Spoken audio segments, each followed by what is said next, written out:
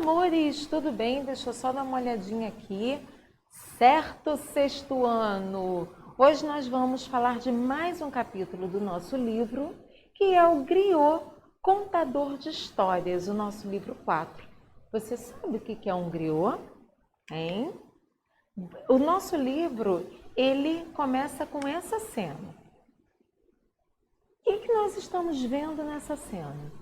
Tem uma pessoa que está no centro dessa roda, que está contando alguma coisa para as outras pessoas que estão ao redor dele. O que será que ele está contando? Será que essa pessoa que está contando essa história tem a mesma idade de quem está ouvindo? Qual será a importância desse momento para essas crianças que estão ouvindo essa pessoa mais velha, ou seja, o griot, contar uma história? No nosso livro, ele sinaliza que este é um momento africano, né? Está acontecendo, esse é um griot africano, essas são crianças africanas. Mas será que nós temos griots aqui no Brasil? Hein? Vamos ver? Pois bem, nós já falamos, né, e vocês já viram também com o professor de História, provavelmente, sobre o continente africano, né? A diversidade de povos, de cultura, de idiomas, de maneiras de dança, de música, de arte desses povos africanos. E a figura do griot, ela é muito importante. Por quê? Porque eles são os responsáveis por manter a tradição oral dessas comunidades. Ou seja, é ele que vai transmitir toda a história daquele povoado, daquela população para os mais novos. Podem ser histórias, podem ser músicas, podem ser coisas do dia a dia, do folclore daquela população, certo? E é uma coisa muito interessante que eles vão usar dois instrumentos nessa narrativa, que é o agogô, que é um instrumento que nós usamos aqui no nosso samba, e esse instrumento desse nome diferente, o acontim, que esses dois instrumentos eles são usados para poder dar musicalidade na narrativa. Não ficar só uma pessoa falando e só a outra escutando. Com um pouquinho de música fica mais animadinho, né?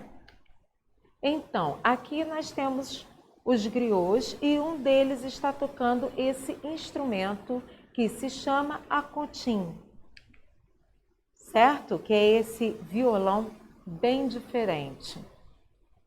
Às vezes a gente, quando pensa em África, pensa as pessoas pintadas com um saruel, né? Aquelas calças de onça pintada, mas a África, conforme eu disse para vocês, é um continente com vários povos e são povos que se vestem de maneira diferente. Então aqui nós estamos vendo um tipo de vestimenta africana que não está muito no que a gente pensa, né? Quando a gente pensa em África, na primeira coisa que vem à cabeça da gente. E isso é legal porque a gente vai aprendendo e vai vendo diferente.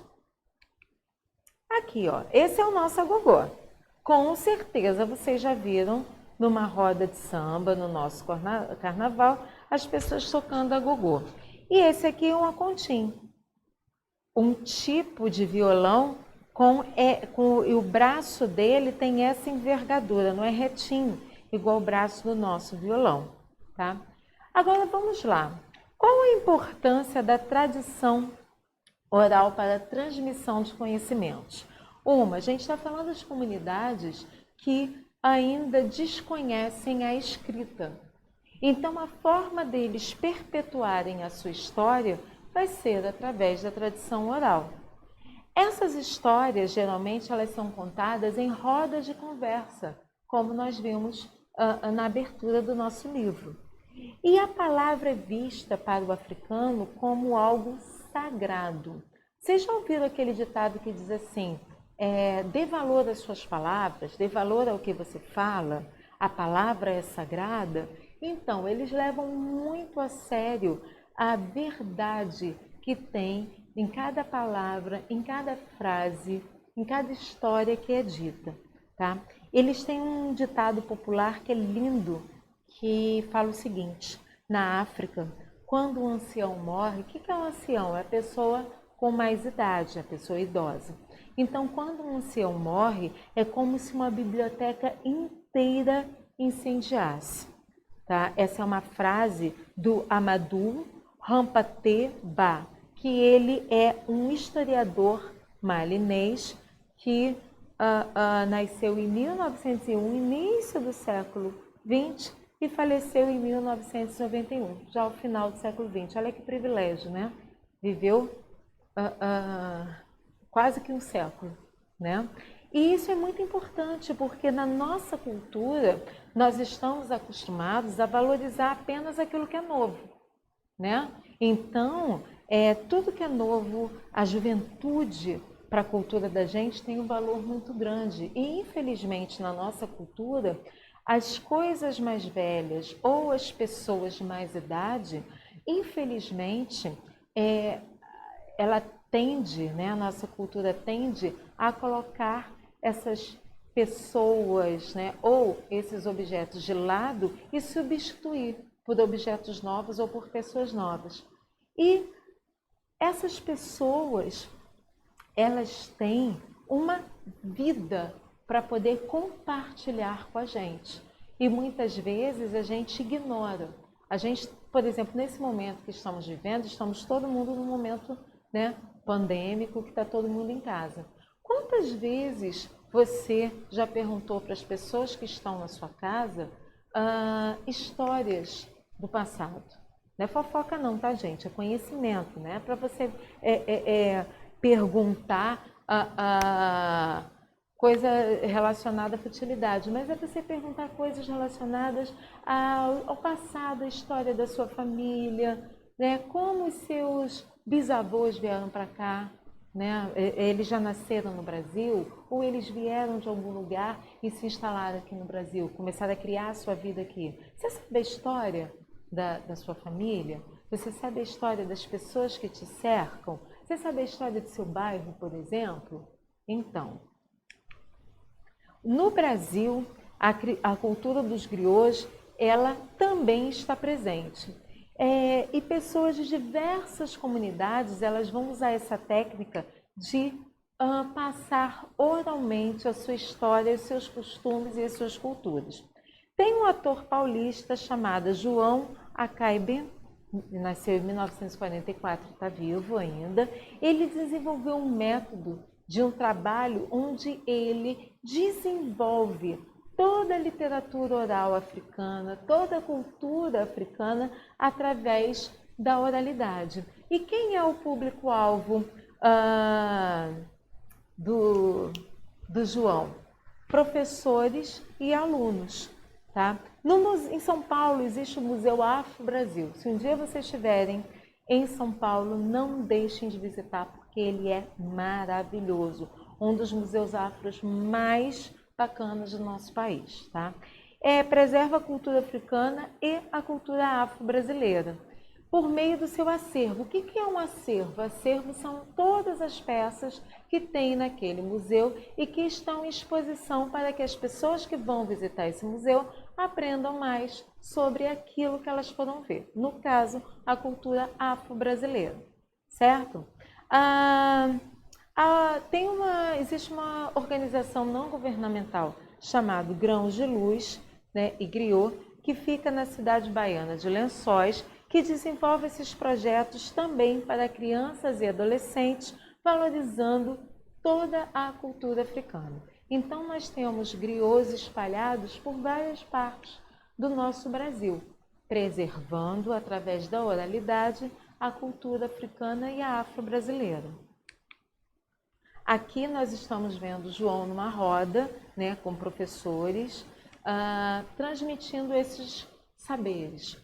O que é interessante, assim que eu vi essa imagem no livro de vocês, que eu me lembrei muito da cultura indígena, porque os índios também têm esse hábito. Eles não chamam de griots as pessoas antigas, né, as pessoas mais idosas da tribo, que vão contar, através da oralidade, toda a história daquela tribo não, perdão, daquela comunidade, né, toda a cultura dos seus antepassados. E eles se reúnem exatamente dessa maneira também, embaixo de uma árvore, em círculo. O círculo é muito importante para essas comunidades, por quê? Porque no círculo ninguém é melhor do que ninguém. Todo mundo tem a visão do centro, aqui ó, o centro da roda, todo mundo tem a mesma visão. Então, nesse momento, não existe quem estudou mais, quem estudou menos, quem sabe mais, quem sabe menos. E se vocês repararem bem aqui, olha, nessa imagem, cadê? Aqui, ó. O griot ele está no centro da roda. Então, todos têm a mesma visão do ponto principal. Tá? Vamos lá. Paramos aqui.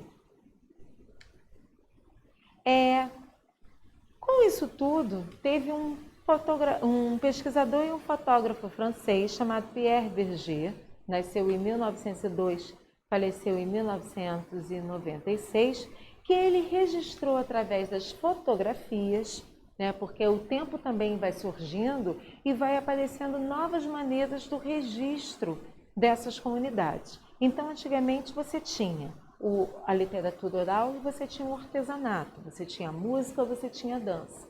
Com o passar do tempo vão surgindo a fotografia, vai surgindo o cinema, a televisão, né? A oportunidade de você gravar em CD, hoje em dia em podcast, né? Então, e o que vai acontecendo? O Pierre Berger ele vai começar a registrar toda a população afro-brasileira da Bahia e vai registrar a sua cultura, que é o candomblé, né, as religiões afro-brasileiras, vai registrar o dia a dia dessas pessoas, vai registrar a sua forma de ver e encarar o mundo em que vive, tá? E ele se apaixona pelo candomblé. Quando ele descobre, ele começa a ter várias fotografias, né? E graças a ele você tem um registro de uma religião afro-brasileira, certo?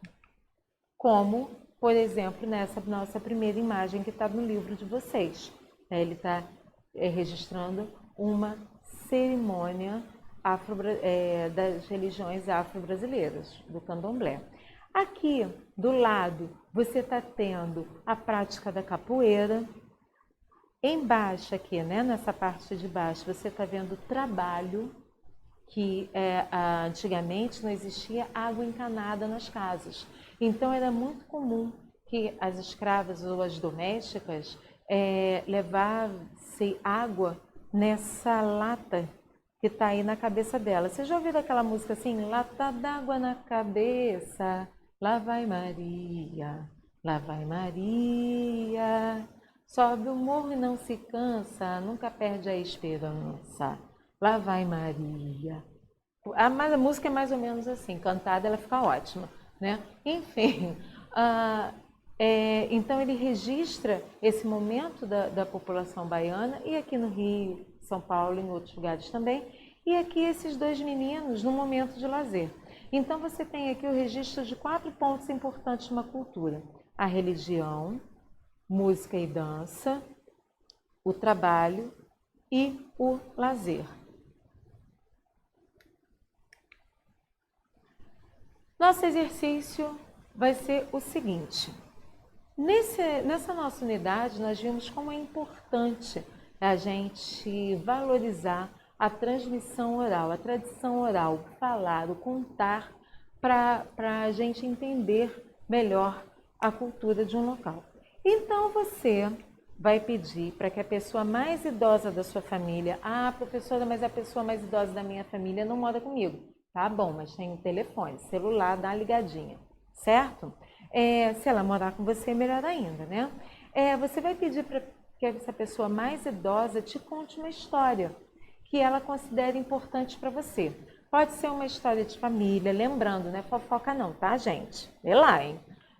uma história de família, como por exemplo, como, já até falei no início da videoaula, né? Como os seus antepassados vieram aqui para o Brasil? Ou eles já nasceram aqui, eram indígenas, eram escravos, vieram da Europa, vieram da onde?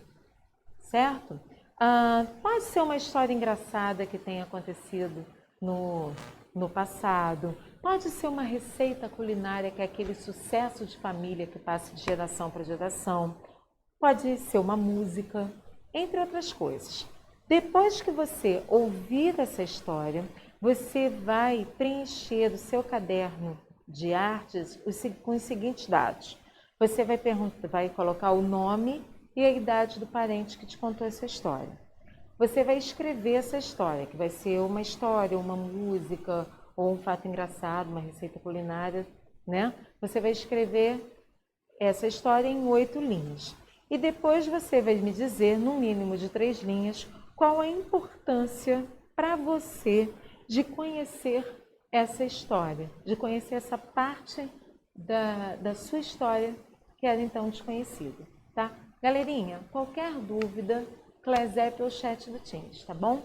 Espero vocês lá. Beijos!